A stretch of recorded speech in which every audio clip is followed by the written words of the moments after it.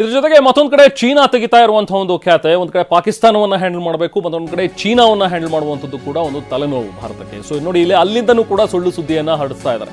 So ಈಗ ಸದ್ಯಕ್ಕೆ cyber war ಮುಂದುವರಿಸಿದೆ ಭಾರತ. ಸುಳ್ಳು ಸುದ್ದಿಯನ್ನ ಬಿತ್ತರಿಸ್ತಾ ಇದ್ದಂತಹ ಟೈಮ್ಸ್ ಗ್ಲೋಬಲ್, ಅಂದ್ರೆ ಗ್ಲೋಬಲ್ ಟೈಮ್ಸ್ ಅನ್ನುವಂಥ ಒಂದು ವೆಬ್ಸೈಟ್, ಸೊ ಇದನ್ನ ಈಗ ಎಕ್ಸ್ ಖಾತೆ ಬ್ಯಾನ್ ಮಾಡಿದ್ದಾರೆ. ಜೊತೆಗೆ ಕ್ಷಿನುವಾ ನ್ಯೂಸ್ ಖಾತೆ, ಸೊ ಅದನ್ನ ಕೂಡ ಈಗ ಬ್ಲಾಕ್ ಮಾಡಿದೆ ಸರ್ಕಾರ. ಸದ್ಯಕ್ಕೆ ಎಕ್ಸ್ ಖಾತೆಗಳಲ್ಲಿ ಈಗ ಟ್ವಿಟರ್ ಎಕ್ಸ್ ಏನಾಗಿದೆಯಲ್ಲ, ಸೊ ಎಕ್ಸ್ ಖಾತೆಯಲ್ಲಿ ಒಂದಷ್ಟು ಸುಳ್ಳು ಸುದ್ದಿಗಳನ್ನು ಹರಡುವಂಥದ್ದು ಇದೆಲ್ಲವೂ ಕೂಡ ಆಗ್ತಾ ಇತ್ತು. ಸೊ ಹಾಗಾಗಿ ಭಾರತದಲ್ಲಿ ಈಗ ಇವೆರಡೂ ಖಾತೆಗಳನ್ನು ಬ್ಯಾನ್ ಮಾಡಲಾಗಿದೆ, ಬ್ಲಾಕ್ ಮಾಡಿದೆ ಈಗ ಭಾರತ ಸರ್ಕಾರ.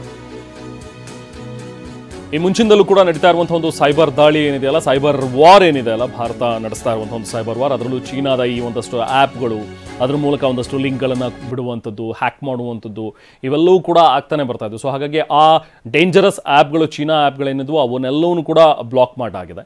ಅದರ ಜೊತೆಗೆ ಕೆಲವೊಂದಷ್ಟು ವೆಬ್ಸೈಟ್ಗಳು ಈಗ ಮುಂದುವರೆದು ಈ ಸುಳ್ಳು ಸುದ್ದಿಯನ್ನು ಬಿತ್ತರಿಸುವಂಥದ್ದು, ಬೇರೆ ತನಗೆ ಬೇಕಾದಂಥ ಒಂದಷ್ಟು ಪ್ರೊಪಗ್ಯಾಂಡವನ್ನು ಹರಡುವಂಥದ್ದು, ಚೀನಾದ ಒಂದಷ್ಟು ಪ್ರೊಪಗ್ಯಾಂಡಗಳನ್ನು ಭಾರತದಲ್ಲೇ ಹರಿಬಿಡುವಂಥದ್ದು, ಅಥವಾ ಭಾರತದ ಬಗ್ಗೆ ಇಲ್ಲ ಸಲ್ಲದ ಕೆಲವೊಂದಷ್ಟು ಸುಳ್ಳು ಸುದ್ದಿಯನ್ನು ಹರಡುವಂಥದ್ದು, ಈ ಥರದ ಕೆಲಸಗಳನ್ನು ಮಾಡ್ತಾ ಇತ್ತು ಈ ಗ್ಲೋಬಲ್ ಟೈಮ್ಸ್ ಮತ್ತು ಕ್ಷಿನುವಾ ನ್ಯೂಸ್ ಅನ್ನುವಂಥದ್ದು. ಆ ಎರಡೂ ಖಾತೆಗಳನ್ನು ಈಗ ಸದ್ಯಕ್ಕೆ ಬ್ಲಾಕ್ ಮಾಡಲಾಗಿದೆ.